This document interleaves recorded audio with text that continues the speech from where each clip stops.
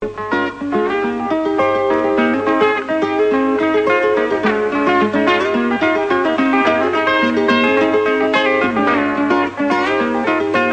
in Melkijat, mali in veliki pujs.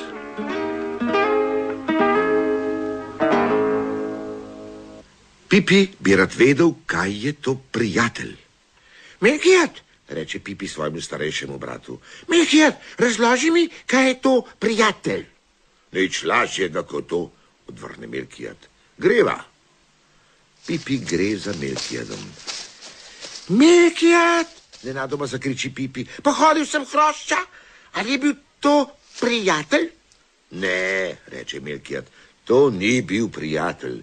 S prijateljem se pogovarjamo in ga lahko kaj vprašamo.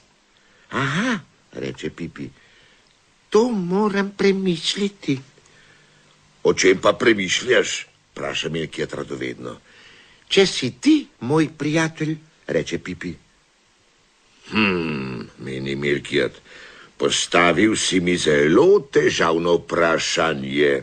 Mislim, da sem tvoj brat.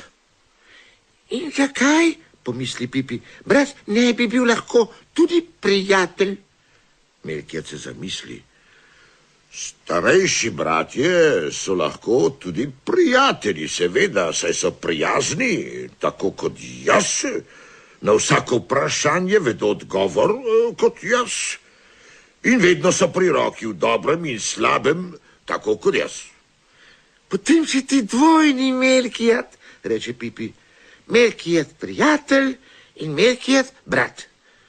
Mislim, da je to precej zavito. Misliš precej zapleteno, reče Melkijat. Zapleteno pomeni, da je grozovito težko. Pipi steče malo naprej. Pod hrastom se ustavi in začne žreti želod. Hrast je tudi moj prijatelj, preudarja Pipi. Saj mi podarja želod. Ne, odbije Melkijat. Drevo ne more biti prijatelj, saj ne zna govoriti. Vendar mi je nekaj podarilo, reče Pipi. In zato noče ničesar v zameno. To je prijatelj, pa konec. Prijatelj, reče Melkijat. Po živcih mi tacaš. Ti si pa neprijateljski, se huduje Pipi. No prav, reče Melkijat. Ne tacaš mi po živcih, ampak si moj ljubi, prijazni, mlajši brat.